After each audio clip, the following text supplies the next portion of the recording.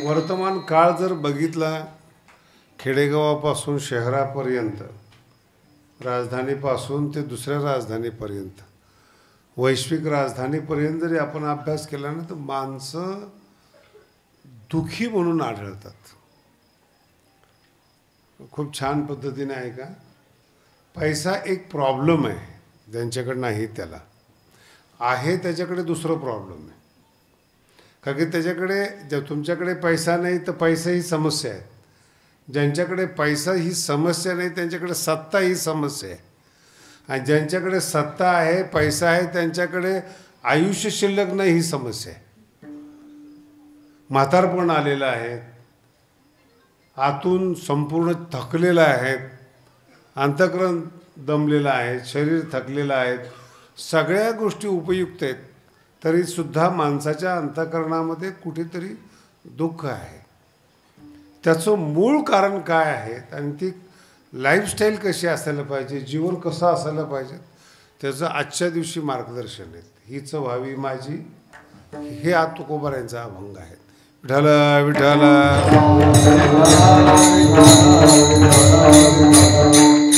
प्रत्येक सप्ताह संपला की हा अभंग असतो बरं का. भजन संपलं, सप्ताह संपला की हा अभंग असतो, निमागणी असते.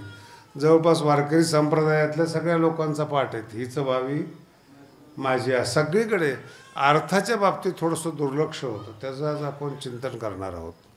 काय तुम्ही जेवढी लोक म्हणून जन्माला येत आहे किंवा आलेली आहेत किंवा येणार आहेत, याचं जे मूळ आहे ना, ते तुमच्या इच्छेवर सुख आधारित आहे. मराठी कळली ना, तुमच्या इच्छेवर सुख आधारित आहे. तुम्ही कशाची इच्छा करतायत आणि कोणत्या फळाची इच्छा करतायत, या दोघांमध्ये तफावत आहे. उदाहरणार्थ तुम्ही आंब्याचं झाड लावलेलं आहे, तर हे तुमचं कार्य आहे, हे तुमचं कर्म आहे की तुम्ही आंब्याचं झाड लावण्याचं कर्म केलेलं आहे. आणि तुमच्या मनामध्ये इच्छा अशी की पपई आली पाहिजे त्याला.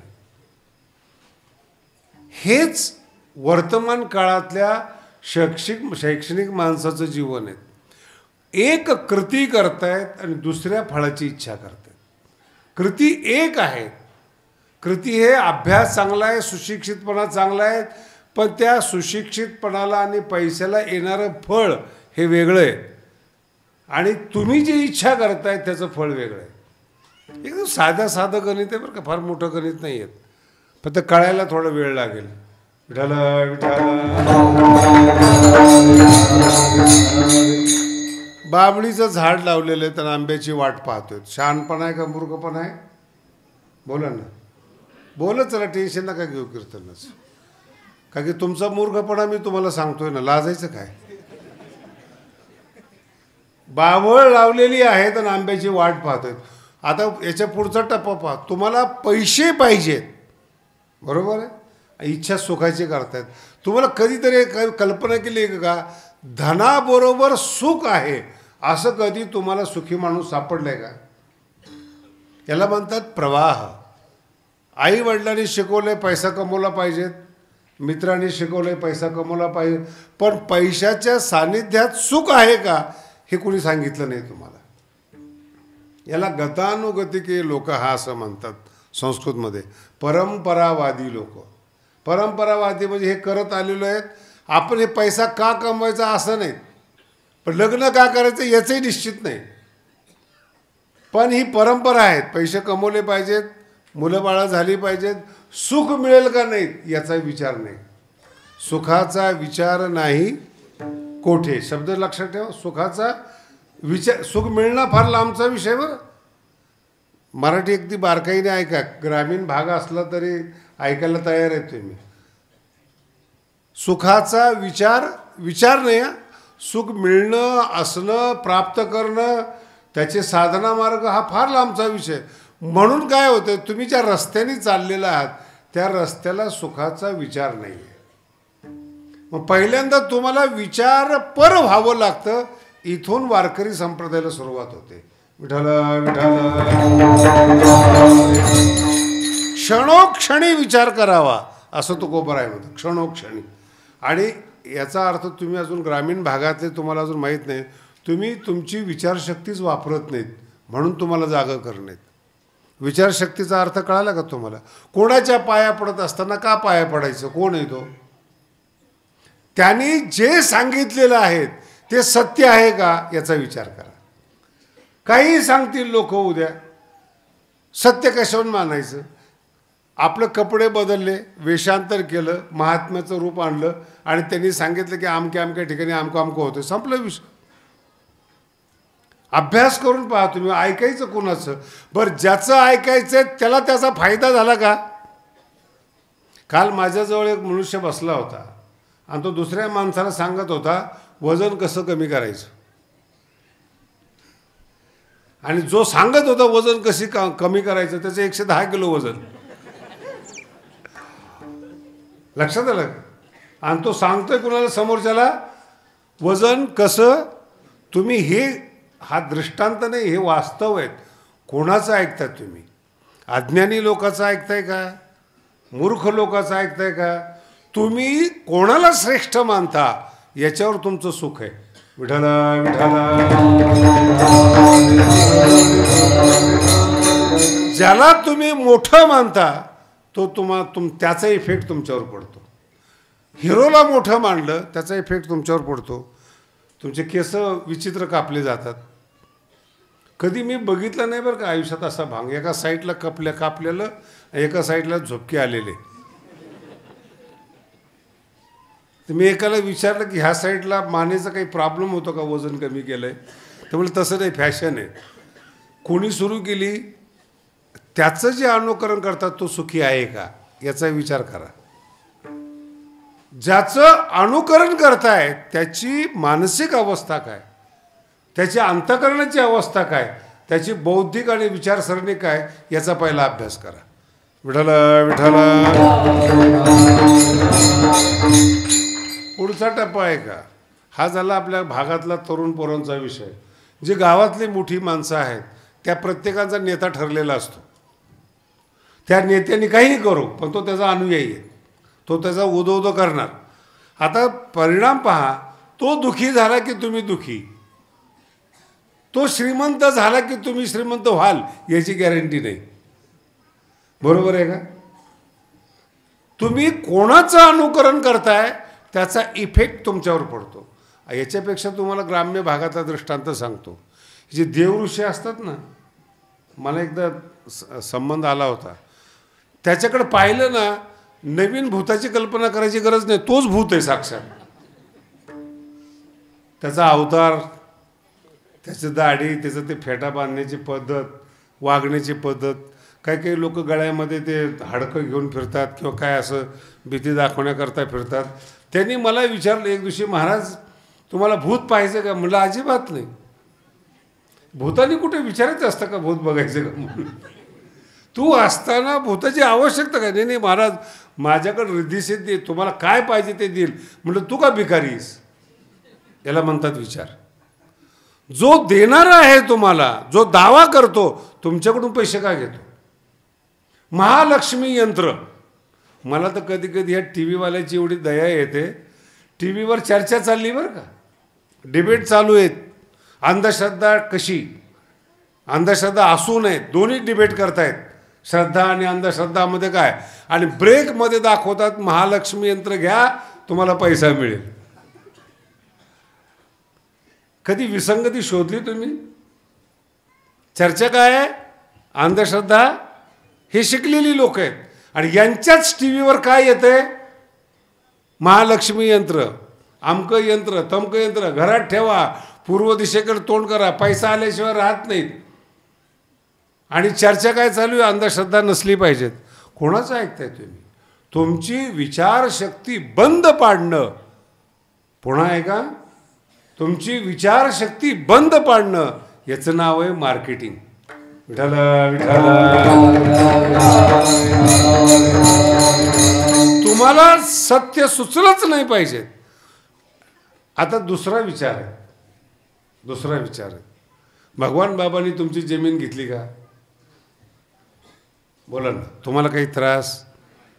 महाराष्ट्राला काही त्रास? मग त्यांना तुमच्यामध्ये राहिल्यामुळं त्यांचं शरीर कापावं लागलं.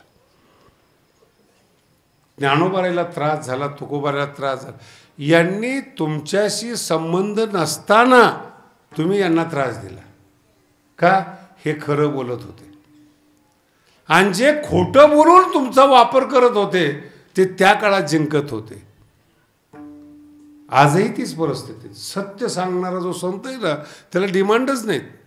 मार्केटिंग करणारा संतांचे फोटो बघा तुम्ही, हातात सोनं चांदी सगळं असं मुरलेलं वगैरे वगैरे. ज्ञानोबाने खूप सुंदर लिहिले. तो सत्य सांगत नाही, तो प्रदर्शन करतो. तुम्हाला पण कसं, आमचा महाराज बघा हेलिकॉप्टरमधून येतो, आमचा महाराज बघा अमक्या. अरे ज्ञान घेण्यासाठी तुम्ही आलात का व्यक्तीसाठी आलात याचा विचार करा. हा अभंग आहे बरं, हा अभंग आहे. तुकोबाराय काय शिकवतात? विचार, तुमची विचारशक्ती घाण ठेवू नका हे पहिलं शिकवतं. कोणी काही सांगेल. मुंबईला असताना माझ्याकडे ज्योतिषी आला. ज्योतिषी आल्यानंतर तुम्हाला माहिती आहे की शनी वक्री, ग्रह वक्री. त्यांनी मला सांगितलं की शास्त्रीजी सध्या तुमची शनीची दशा चालू आहे.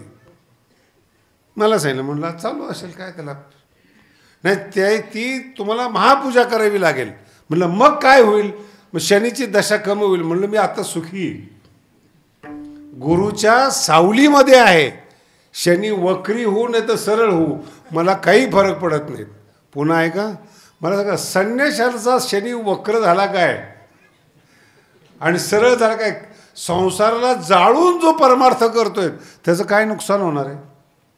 हे ग्रह तारे नक्षत्र लोक तुम्ही जे नुकसान करणार आहेत ते मुळातच संसार सोडलेला आहे. काय नुकसान करणार आहे? तुम्ही बदनाम कराल, वाईट बोलाल. बरं तुम्ही वाईट बोलता हे ठीक आहे, तुमची लायकी काय? तुमचा अधिकार काय? तुम्ही काय जीवनामध्ये प्राप्त केलेत? दुसऱ्यासाठी, दुसऱ्याला टिंगल करण्यासाठी आपले तास वाया घालवत आहेत. याच्यापेक्षा दुसरा मूर्खपणा नाही. याला म्हणतात विचार करणं. ही वारकरी संप्रदायाची पद्धत आहे. ज्ञानेश्वरी विचार करायला शिकवते. योग्य विचार करा. गाथा विचार करायला शिकवतो. ऐकू नका कुणाचं, कुणाचे गुलाम होऊ नका. कुणी तुम्हाला विकत घेईल असं वागू नका.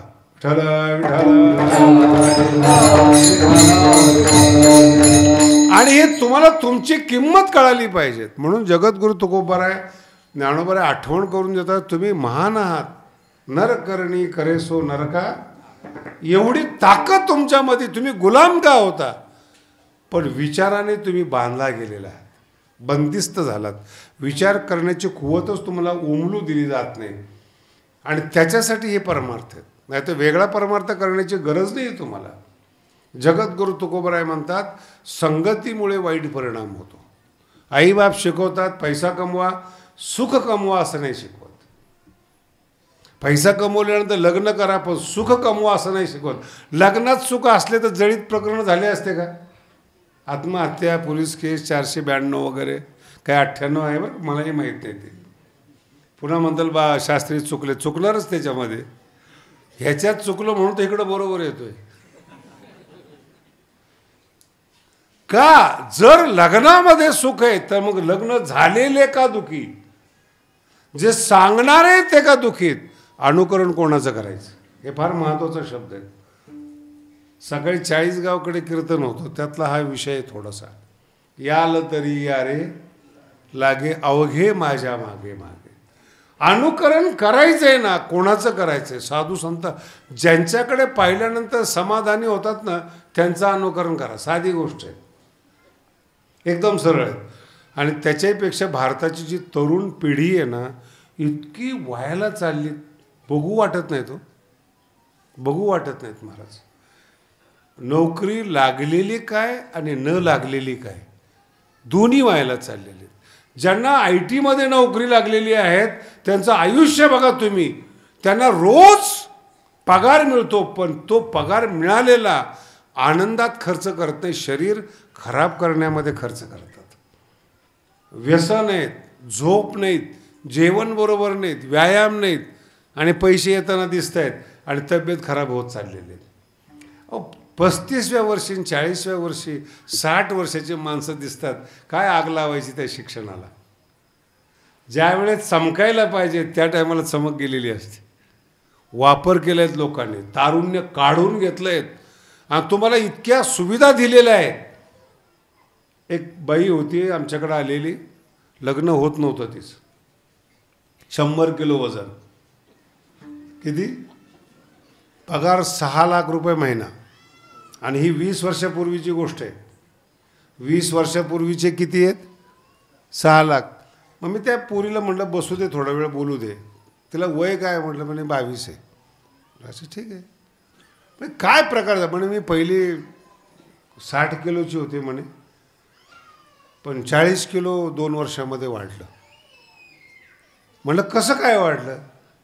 ऐका बरं का, IT चे लोक आहेत ना पुण्या मुंबईतले, त्यांनी सांगितलेली त्यांची कथा आहे.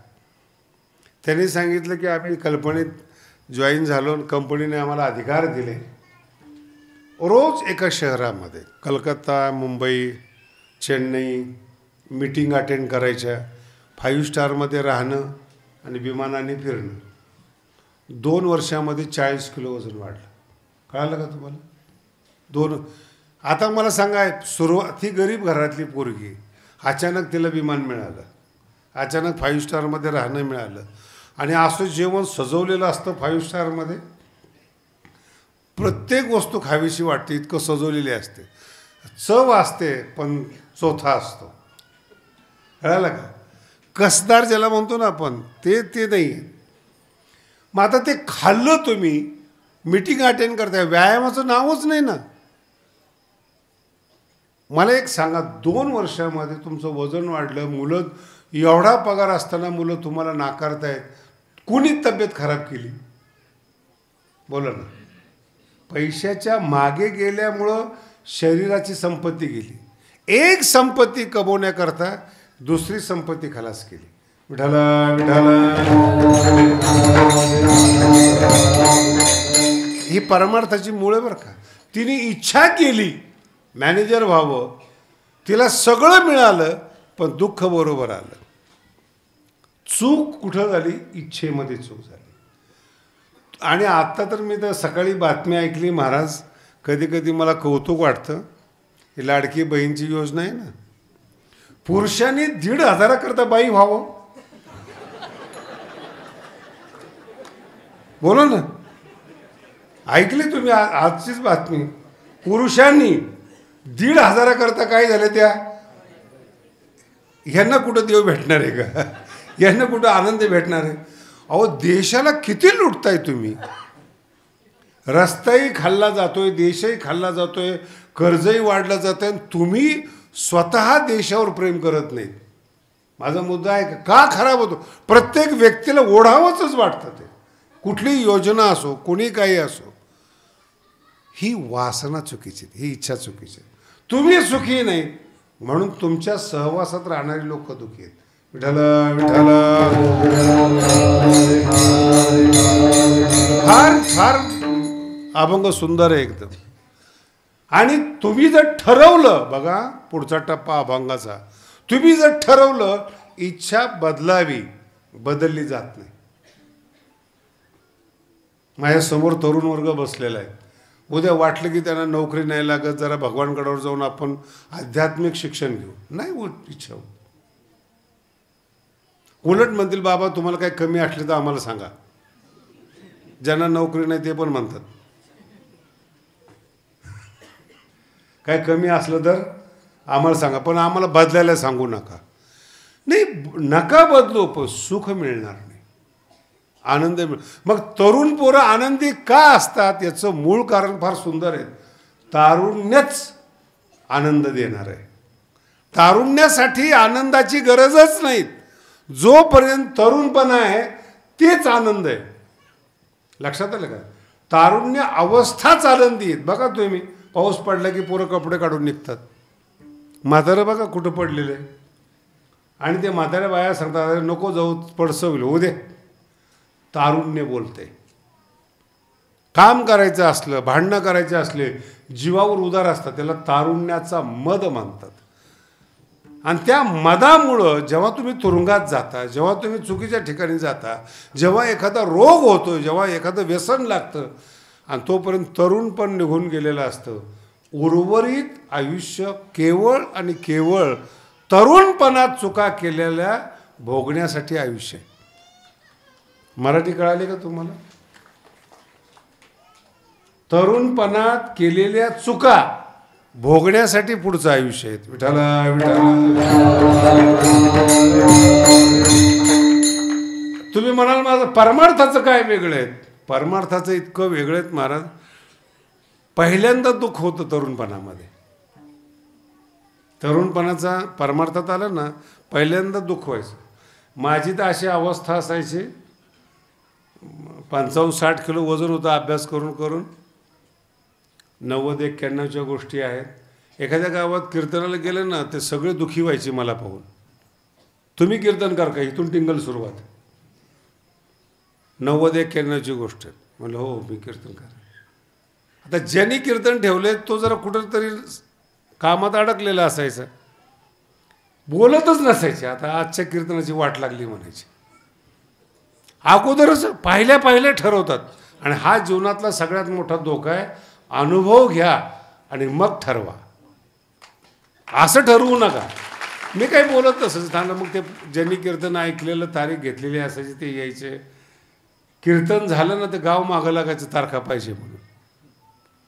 आणि जेवढे लोक असायचे ना टाळकरी वगैरे त्या काळामध्ये, महाराज काय कीर्तन केलं तुम्ही? म्हणलं अगोदर कशाला बोंबललं? ऐका मग निर्णय घ्या ना. कोणताही साधू असो, कोणताही गुरु असो, अनुभव घ्या आणि मग त्याच्या बाबतीत निर्णय करा. ऐकून निर्णय करू नका. शब्द लक्षात. ऐकून निर्णय करू नका. विचारशक्ती गायब करू नका. आणि मग तुम्ही निर्णय घ्या. कोण बोलतंय आपल्याला? ज्ञानोबा बोलतात, आदरणीय आहे. 16 वर्षाच्या आत ज्यांनी ज्ञानेश्वरी लिहिली ते आपल्याला सांगतायत. आणि जी ज्ञानेश्वरी आजही कळत नाहीत एवढे विद्वान आपल्याला बोलतायत. आपली मान आदरानं डोलली पाहिजेत. त्याला म्हणतात माणूस, त्याला म्हणतात जिवंत माणूस. आपण ऐकतो कुणाचं? पिक्चरवाल्याचं. 2 बायक. आत्ताच्या जेवढ्या सिरियल निघालेल्या आहेत, 3-4 लग्न झाल्याशिवाय सिरियलच संपत नाही महाराज. काय आदर्श दिलाय तुम्ही लोकांपुढे? बरं ह्याच्यामध्ये काय होणार आहे तुमचं? कधी विचार केलाय का तुम्ही? जगद्गुरु तुकोबाराय म्हणतात, मी या संसारातून बाहेर आलो. बघा, या संसारातून बाहेर आलो. आता मला बदलायचंय. पण मी बदलत असताना पहिल्यांदा काय बदललं पाहिजे?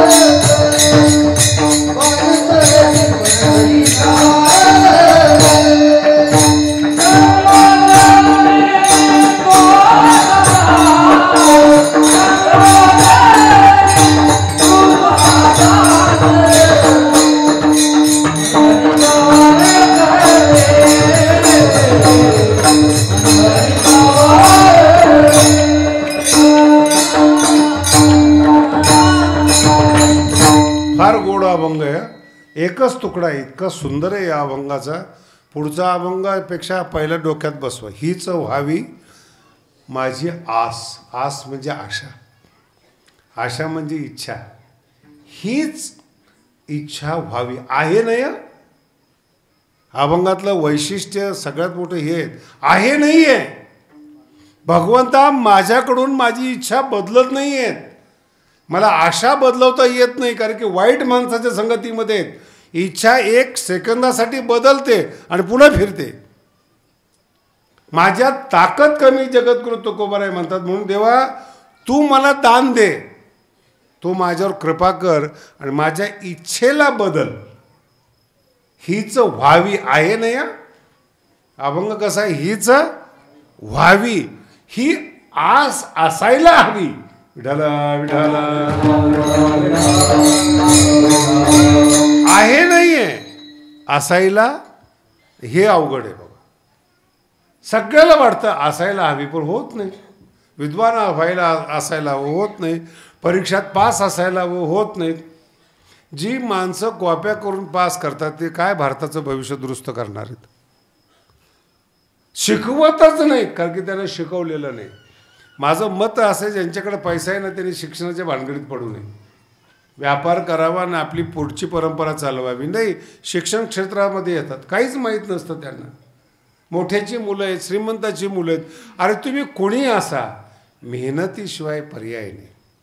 ज्ञान एक अशी वस्तू आहे बरं ज्याची त्याच्याजवळच असते. बाप ज्ञानी असेल तर मुलगा ज्ञानी असेल सांगता येणार नाही. बाप मदत करू शकतो मुलाला ज्ञानी होण्यासाठी. मराठी कळाली का? बाप काय करू शकतो? मुलाला ज्ञानी होण्यासाठी मदत करू शकतो. पण मुलगा वाईट संगतीमध्ये असला, संगती बोलतोय, वाईट संगतीमध्ये असला ज्ञानी बाप पण हताश होतो. मग लोक म्हणतात अरे एवढ्या मोठ्या घरचा पोरगा आणि कसा दारू पीत पडलाय. दोन वेगळ्या वेगळ्या गोष्टी. एवढ्या मोठ्या घराण्याचा मुलगा आणि दारू पिऊन रस्त्यावर पडलेले आहेत. हीच व्हावी माझी इच्छा चुकीची. काय कारण आहे त्याची? संगत बरोबर नाही हो. त्याला बिघडवणारी लोक आहेत. खूप मोठं रहस्य सांगतोय तुम्हाला बरं का. गरीब माणसं जे असतात ना, कपटी आणि गरीब बुद्धिमान माणसं, यांची जर छेडखानी केली ना ते समोरासमोर भांडू शकत नाही. तरुण पोरांनी नीट ऐका बरं. तरुण पोरांनी नीट ऐका. हे भांडू शकत नाहीत. पण यांची छेडखानी केलेली. हे बदला कसा घेतात माहिती तुम्हाला? तुमच्या घरात दोस्ती करणार आणि तुमच्या मुलाला वाईट व्यसन लावणार. यांच्यापासून सावध राहा. आजही परदेशातली माणसं विशेष करून पाकिस्तानची माणसं मुंबईमध्ये हायफाय सोसायटीमध्ये येतात. कॉलेजमध्ये ॲडमिशन घेतात आणि जे गर्भश्रीमंत लोक आहेत त्यांच्या मुलाला व्यसनी करतात. आपली देशाची श्रीमंती कमजोर व्हावी आणि ते मुलं जर एकदा ड्रगिस्ट झाले, बर्बाद झाले, श्रीमंती संपली ना. जे श्रीमंती उभं करण्यासाठी तर हयात गेली जुन्या माणसांची. एक पोरगा बिघडला, श्रीमंती संपली. दुश्मन लोक जे तुमचे कल्याण करू इच्छित नाहीत ते तुमच्याशी दोस्ती करतात. हे तरुण पोरांनी लक्षात ठेवावं. आणि जर तो तंबाखू खायला आणि दारू प्यायला शिकवत असेल ना तर तो आपला मित्र नाही आहे. आपलं तारुण्य खराब करायला शिकवतो, आपला मित्र नाही आहे तो. दुश्मनांनी बदला घेण्यासाठी पाठवलेला माणूस आहे. म्हणजे महाराज जरा अजून पटत नाही आहेत. त्याचं सगळ्यात मोठं उदाहरण सांगतो तुम्हाला. सगळ्यात मोठं उदाहरण. भीष्म हे ब्रह्मचारी आहेत. ऐकलं ना सगळ्यांनी? भीष्म हे ब्रह्मचारी आहेत आणि त्यांना गेल्यानंतर मुली आवडल्या एका राजाच्या, विशेष करून गांधारी. आता हे भीष्माचं काम, मुली आवडले की घेऊन यायचे. तसंच धृतराष्ट्रासाठी आजचं कंधार म्हणजे अफगाणिस्तान, अफगाणिस्तान देशाच्या राजाची मुलगी गांधारी, जुनं नाव तिचं गांधार नरेश होतं आणि त्या देशाच्या मुलीला गांधारी म्हणायचं. जसं द्रुपद राजा आहे तर तिचं नाव ॲटोमॅटिक द्रौपदी व्हायचं. काय की राजाची मुलगी म्हणजे सगळ्या प्रजेची मुलगी द्रौपदी. गांधार देशाची मुलगी म्हणजे सगळ्यांची मुलगी गांधारी असं नाव. आणि भीष्माला पसंत आली आणि सांगितलं की मला ही मुलगी पसंत आहे, धृतराष्ट्रासाठी पाहिजे. ही दादागिरी आहे. भीष्माचार्याबरोबर लढण्याची हिंमत नाही कुणाची, नाही म्हणण्याची ताकद नाही. आणि राग आला गांधारीच्या भावाला. त्याचं नाव काय? किती पाठ आहे बरं तुम्ही. संतांची नावं नाही लक्षात पण कपटी माणसं पाठ आहेत. काय नाव आहे? शकोणी. गांधारीचा भाव शकुनी, हे घडलेले कथानक आहे बरं. भविष्यात तरुण पोरांनी सावध व्हावं म्हणून मी सांगतोय.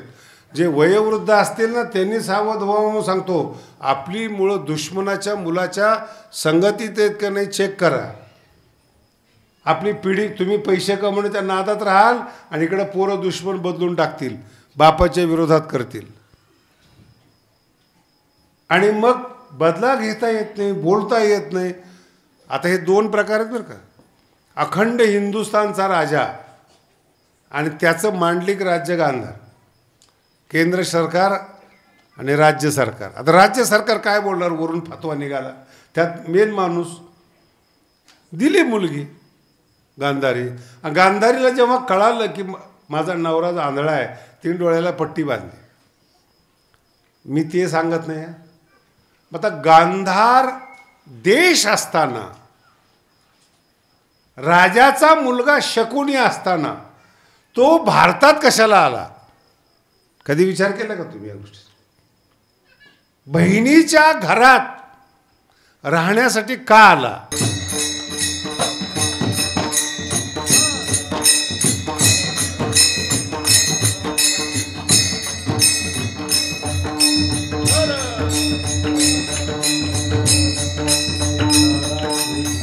फार सुंदर विषय आहे, अगदी गंभीरतेनं ऐका. गांधारीचा भाऊ आहे, गांधारी राजाची मुलगी आहेत आणि तिचा सक्का भाऊ आहेत. वारस कोण आहे त्या राज्याला? शकुनी वारस आहेत. सोडून दिलं राज्य आणि भीष्माचा बदला घ्यायचा म्हणून तो बहिणीच्या घरात राहायला आला. आणि जशी मुलं जन्माला आली दुर्योधनाच्या मनात विष पेरायला सुरुवात केली. यांच्यात भांडणं लागली पाहिजे. एक माणूस, काय नाव आहे त्याचं, एक माणूस संपूर्ण भारताला युद्धाच्या खाईमध्ये ढकलणारा शकुनी, संपूर्ण भारताला. आणि महाभारताचं युद्ध झाल्यानंतर नीट ऐका, भारताचं नुकसान किती झालेत. फक्त 20 माणसं जिवंत होते. पूर्ण भारत केवढा आहे? अफगाणिस्तानपासून म्यानमारपर्यंत, आणि सगळ्या देशामध्ये 20-25 माणसं जिवंत आहेत, आणि ते पण म्हातारी माणसं आहेत. नीट आहे का? मग जन्माला येणाऱ्या मुलांना संस्कार देणार कोण? तिथं भारतीय संस्कृती संपली. 2500 वर्ष भारताला इतिहास नव्हता. 2500 वर्षानंतर मग बुद्ध जन्माला आले, महावीर जन्माला आले, आणि नव्याने भारत सुरू झाला. विठ्ठल विठ्ठल, नव्याने भारत सुरू झाला 2500 वर्षापासून. आणि अगोदरचे 2500 वर्ष गेले आणि 5000 वर्ष युद्धाला झाले. एक माणूस आपलं घर दार सोडून बदला घेण्यासाठी तो गांधारीच्या घरी राहायला आला, तो शकुनी. मी तर मरणारच. मग त्यांनी काय केलं? जो आपल्या राजाला त्रास देऊ शकतो असं पांडव बघितले आणि पांडवाबरोबर युद्ध सुरू केलं. आणि सतत वैराची ज्योत शकुनीनं दुर्योधनाच्या मनात जळती ठेवली. मराठी कळली का नाही? कधी कधी मोठे माणसं एक व्हायची इच्छा करतात, चमचे एक होऊ देत नाहीत. साहेब, तुम्ही आठवा तुम्हाला किती त्रास झालाय. पिटून ठेवतात. दुसरीकडे सांगतात योग्य आहे का? 2 पक्ष असतील, 2 माणसं असतील, 2 संत असतील, 2 व्यापारी असतील, 2 मोठे माणसं असतील, जवळ चुकीचे माणसं ठेवू नका, अजिबात ठेवू नका. ते तुमची जरी भावना बदलली ते लोक आडवे आल्याशिवाय राहत नाही. याचं उत्तम उदाहरण शुक्राचार्याचं आहे. महाराज, बळीला दान द्यायची इच्छा होती आणि आडवा कोण आला? बोला ना. मराठी नाही कळत तुम्हाला? मला पक्का विश्वास आहे. कोण आडवा आलाय? शुक्राचार्य. कोण होते ते? जोरात बोला ना. शुक्राचार्य कोण होते माहिती आहे का तुम्हाला? गुरु होते, ऋषी होते. हे लक्षात ठेवा. गुरु होते, ऋषी होते, ते सुद्धा दान धर्माला आडवे येतात. म्हणून बुवा लोकांवर विश्वास ठेवू नका. हे दिसायला महाराज लोक आहेत, पण हे शुक्राचार्यासारखे आडवे येणारी आहेत. तुम्ही विचार करून सावध राहा. विठ्ठल विठ्ठल ते भगवंत आहेत. संकल्प सोडू नये म्हणून पाणी ओतायला लागले, त्याच्या नळीमध्ये जाऊन बसलाशी. काही गरज आहे का? जमीन कुणाची, देतोय कुणाला, तुझा संबंध काय नाही लक्षात येत माणसाच्या. म्हणून कधी लक्षात ठेवा, पारमार्थिक माणूस असू द्या, सामान्य, तो काय शिकवतो हे तुम्हाला कळायला पाहिजे. पण पहिल्यांदा तुमची संगत ही व्यवस्थित पाहिजे. अभंगाच्या 3ऱ्या चरणात सांगतात,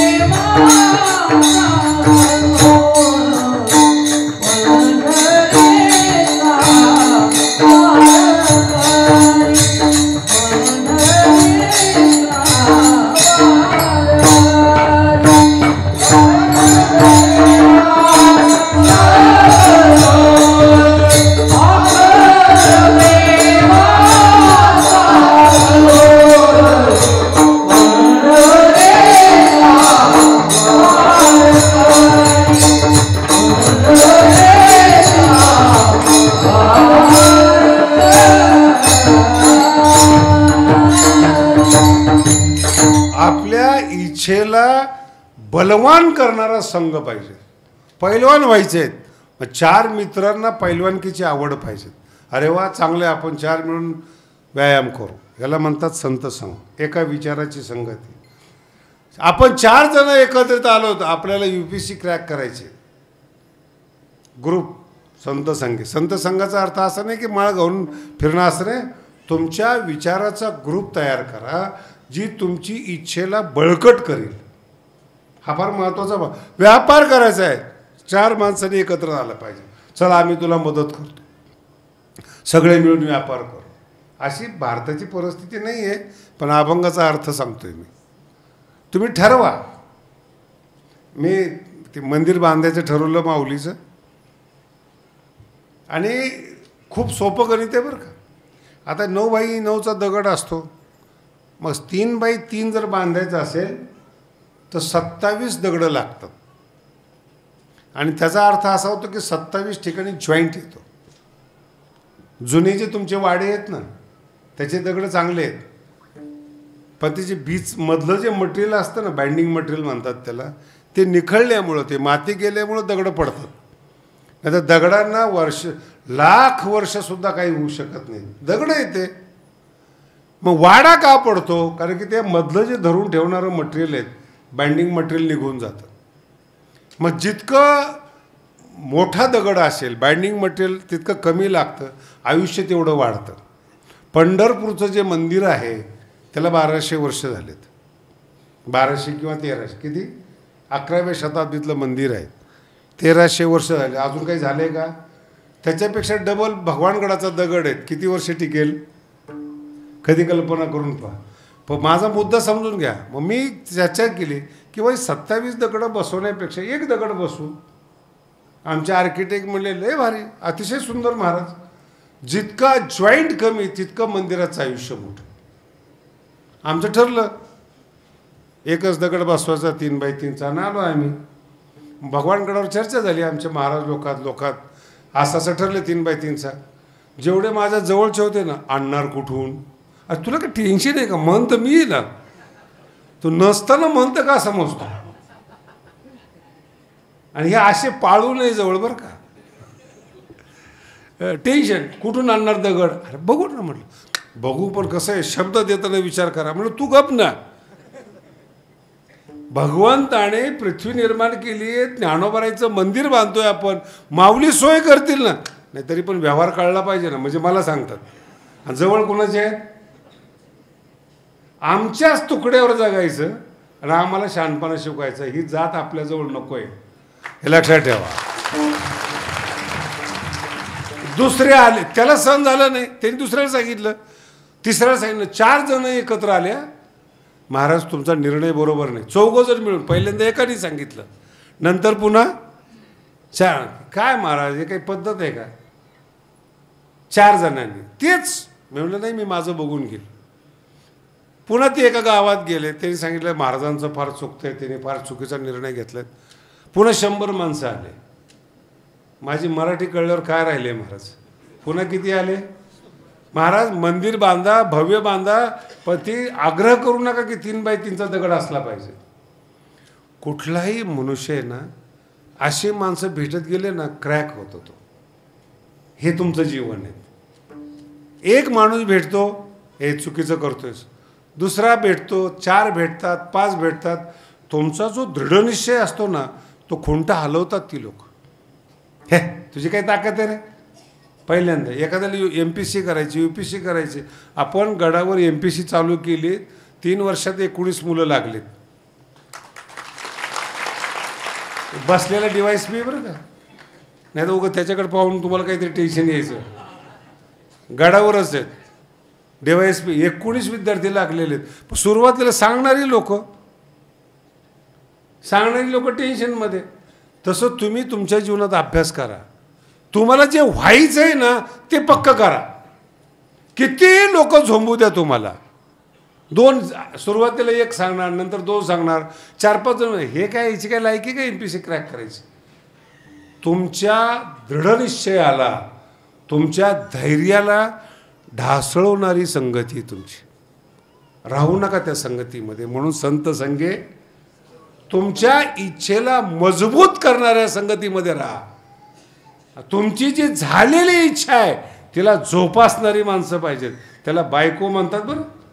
नवरा काम करतोय ना, मुलगा काम करतोय ना, आई आणि मुली, पत्नी सपोर्ट करतात.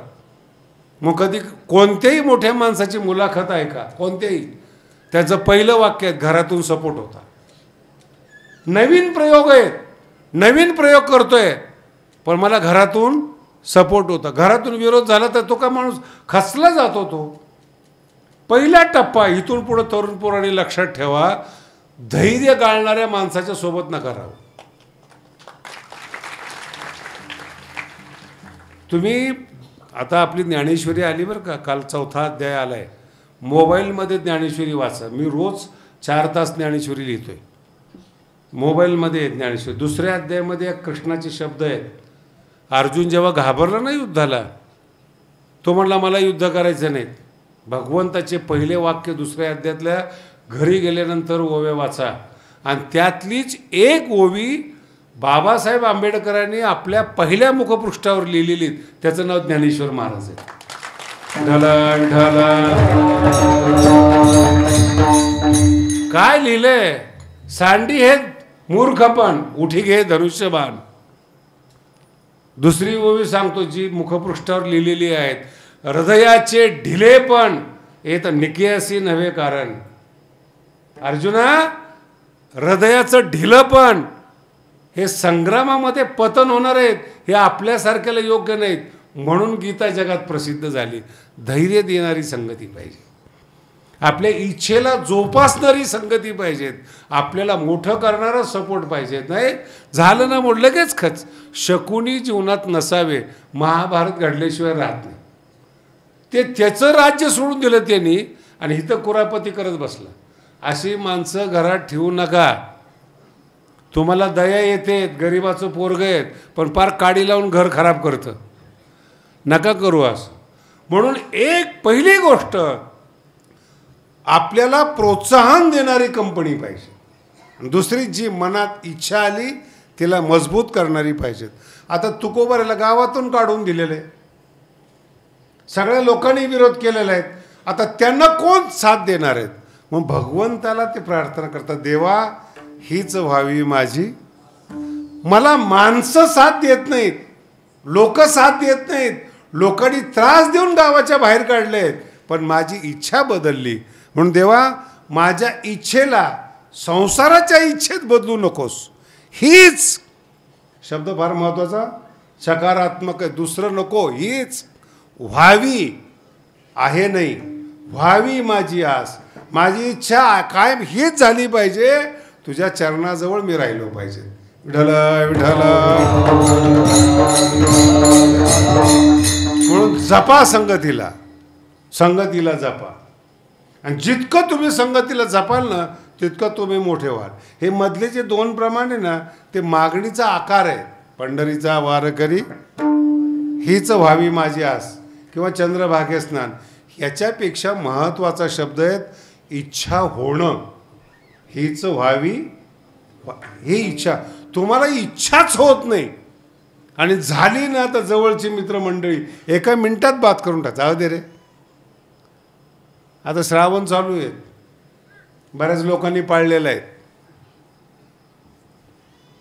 पण 2-4 मित्र भेटतात, जाऊ दे रे, काय अंधश्रद्धा आहे. नाही नाही, घरी सांगितलं, घरच्याला काय माहिती होते. चल, आपल्या इच्छेला ढासळणारी लोक आहेत, बर्बाद करणारी लोक आहेत. म्हणून संत संगतीमध्ये राहा. जिथं आपल्या इच्छेला उंची मिळेल, आपली इच्छा आणि आपण मजबूत होऊ, त्या लोकांची पहिली संगत पाहिजे. आणि दुसरी, आपली इच्छा चांगली व्हायला पाहिजे. इच्छा चांगली होण्यासाठी चांगल्याच्या संगतीत राहा. हीच व्हावी माझी जन्मोजन्मी तुझा दास विठोबा.